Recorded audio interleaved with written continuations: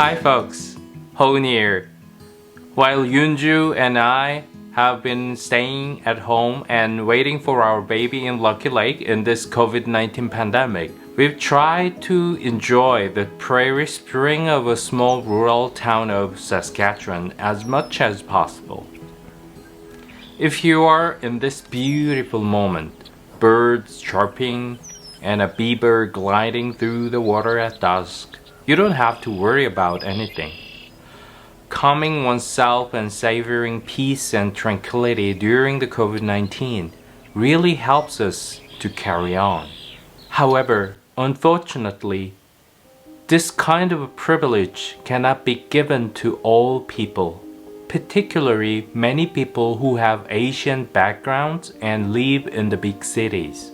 In May, Asian Heritage Month, I've heard some sad news that anti-Asian hate crimes have increased across Canada. For example, Tiffany Song was walking by a restaurant in Montreal when two strangers began knocking furiously on the window, pointing this sign. She felt that she was singled out because she is Asian.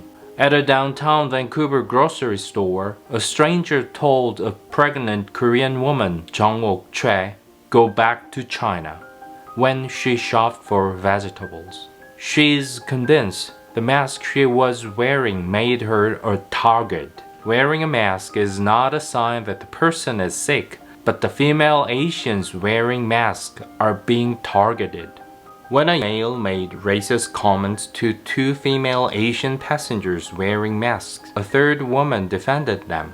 After an argument, the male suspect violently assaulted the woman. The thing is, racism, including anti-Asian racism, didn't just rise up with COVID-19. COVID-19 has put a spotlight on the anti-Asian racism that has always existed in Canada, such as infamous Chinese Immigrant Act, also known as Chinese Exclusion Act, and internment of Japanese Canadians. Racism not only indicates mean or violent behaviors or hate crimes, and racism not only happens inside so-called racist.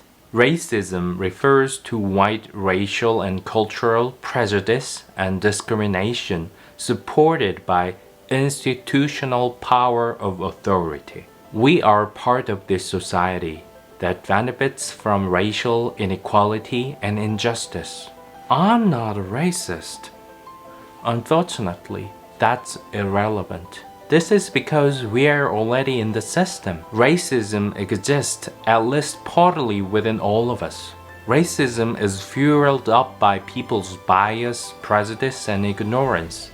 We all need to check our own bias, prejudice, and ignorance. To start a journey to become anti-racist is our responsibility. Battling against racism within us and around us is our job. If you're white, please use your white privilege. I know that Canadians are nice, yet please don't be just nice.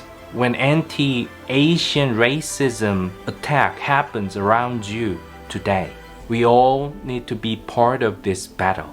By the way, wearing a mask is the cultural practice that all Canadians can learn from the examples of some Asian countries. Wearing a mask is now a must for all who want to prevent the spread of the COVID-19. As Dr. Tam tells us, please stay healthy and blessed.